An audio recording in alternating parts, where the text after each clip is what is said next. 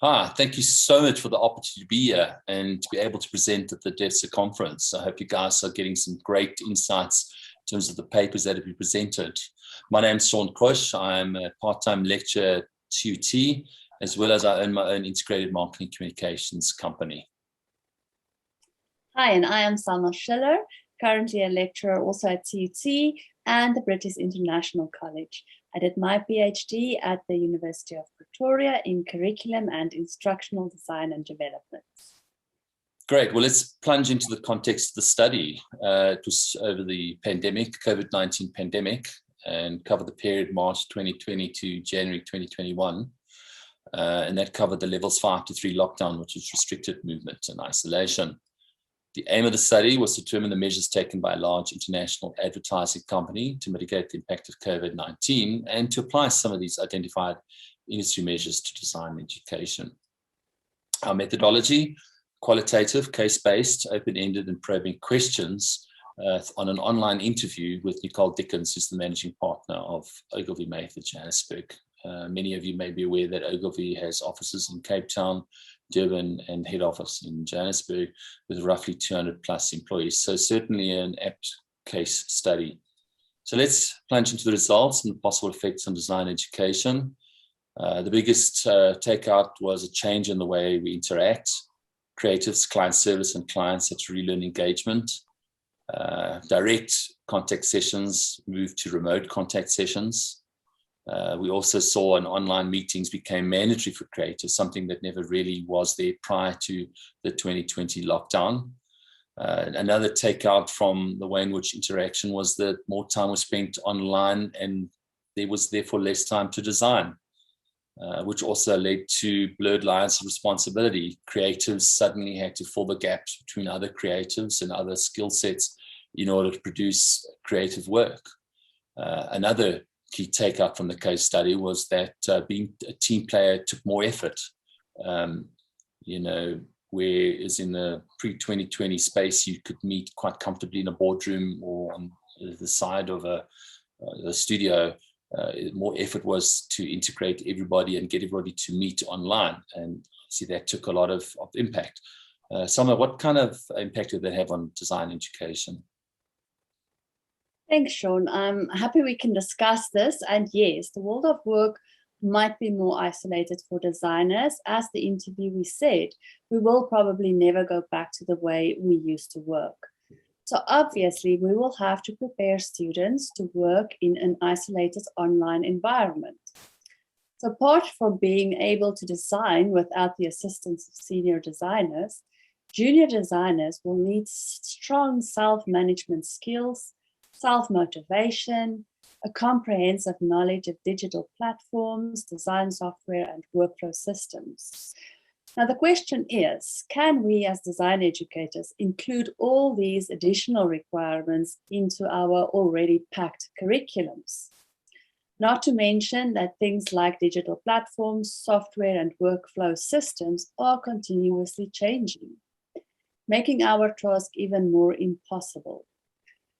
So the only solution that I can think of is to focus on preparing students to become independent, lifelong learners. I don't know, what do you think, Sean? Absolutely. I think, the traditional agency space was one with a lot of interaction and connection. With the advent of COVID-19, that kind of was tipped upside down, where there were environments where people could easily discuss matters and soundboard ideas were suddenly isolated. And certainly, 4 Hour brought a lot of innovation and opportunities. It also brought a lot of challenges. And I think the human component is extremely indicative of some of the challenges that design education faces. Let's have a look at some of the other challenges. The change in the way we work. Brainstorming void of creative connection. I think, in terms of creative connection is critical. And this invariably pre-2020 lockdown was done in a studio environment, in a boardroom or around a table where creatives fed off one another. Being isolated, that wasn't as easy. Incongruent work styles impacted on creative output. You found that some creatives worked in the morning, others in the afternoon, and some late at night. And in a creative team, there was no cohesion as to when everyone was working at the same time. Another key take-up from the case study was ethical time and work management. You would have to wonder what people were doing, when they were offline. I think that is based on the individual. The impact of isolation on mental health. I think that anyone who's battling with mental health is obviously not going to be creative or inspirational or conceptualizing. And certainly being in isolation took its toll on many of us. The exponential increase in email and digital communication. I think that it's no lies that all of us within our private capacity or business capacity as lecturers or creatives had increased emails, more online meetings, Zoom, MS Team fatigue. After a full day of meetings, coming home to the 4 or 5 o'clock when you had to still sit down and do work. Another takeout from the case study were the slackers versus the worker bee. The inequality of hiding behind technology. Certainly slackers would be tempted to hide behind missing meeting requests or denying the receipt of emails or missed calls. And so you would have an inequality around who was working and who wasn't working and the quality of their work. Selma, what does this imply for design education? Yeah, shame. Again, I would say for a designer to cope with all of this, he would need to be an independent lifelong learner. I mean, for the last few years, educational experts have believed that preparing students to become independent lifelong learners, educators need to design productive learning environments and learning tasks. I think this observation is still valid, but COVID-19 drastically changed our learning environments, and we did not have control over the design thereof.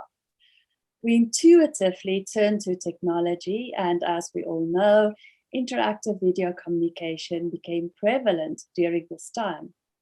It is vital that we as educators now take control of these learning environments to secure and build on the newfound connectivity with our students. And by this, I mean that we cannot rely on technology alone to create connectivity. We have to design online environments with an authentic context in mind. In other words, it is not enough to give examples of real-life situations when we teach. We also need to provide the purpose and motivation for learning in this new complex learning environment by encouraging students to collaborate and reflect on their own learning in the online environment. That's what I think. Do you agree with me, Sean?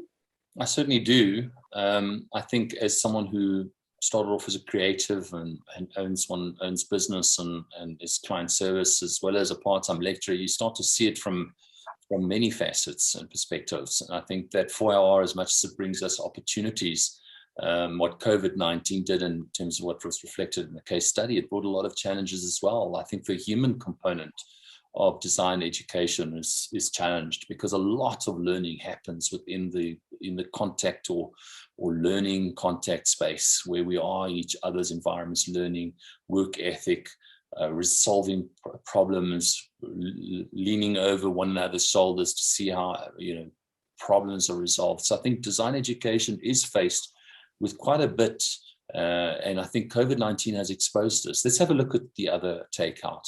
Greater IT knowledge and support. Work-based desktops became home-based laptops. And I think it's very obvious that the size of a desktop versus a laptop is very different and impacts on the way in which we work and how we work.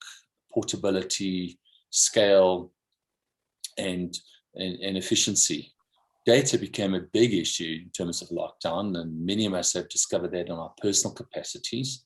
And also in the business environment, there was a huge need for fast, stable, and uncapped data. And I think that we all realized the need for that. It became critical for our survival in lockdown. the demand to be IT and software proficient. I think someone who was used to having quite a comprehensive IT department within an agency now needed to become a little bit more savvy, a little bit more proficient in terms of licensing, upgrading, compatibility. And I think these are big challenges, especially for people that are not used to facing technology or the bigger issues of compatibility. Selma, what did this do for design, or how does this impact on design education? Yeah, yes, definitely, Sean.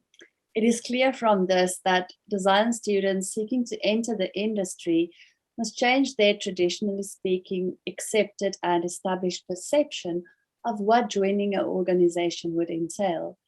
For example, we all know that a lot of the learning, if not most, happens at the workplace. But now, since COVID-19, that face-to-face mentorship is not there anymore.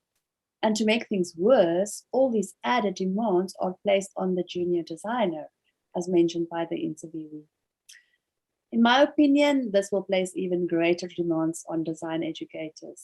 Unfortunately, this is new, and we haven't had time to do extensive studies on which teaching methods will work best in this situation.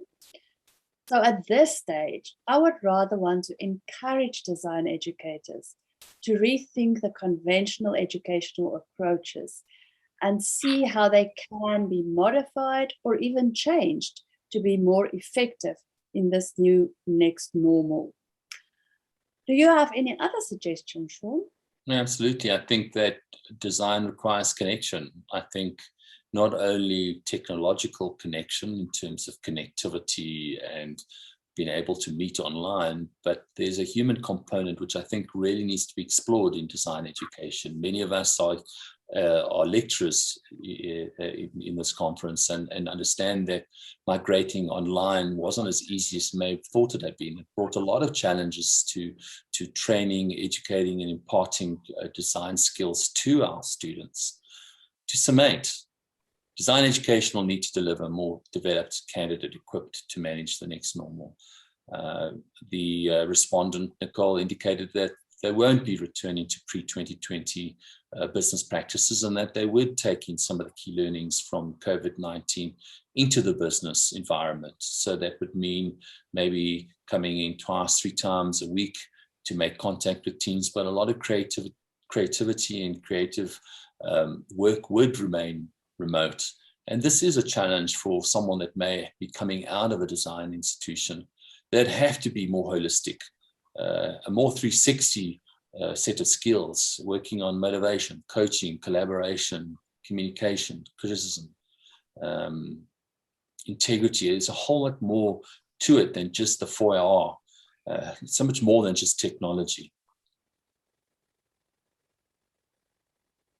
Sure, absolutely. Yeah. I mean, COVID-19 has had and continues to have a significant effect on the design industry and therefore design education.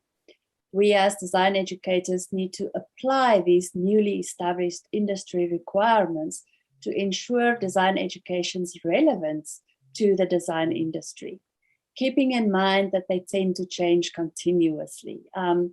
COVID-19 was now a rapid and enormous change, but there was and will always be changes in technological developments and client demands, for example. The point is, we need to create independent, lifelong learners that can comfortably and quickly adapt to changes in the work environment.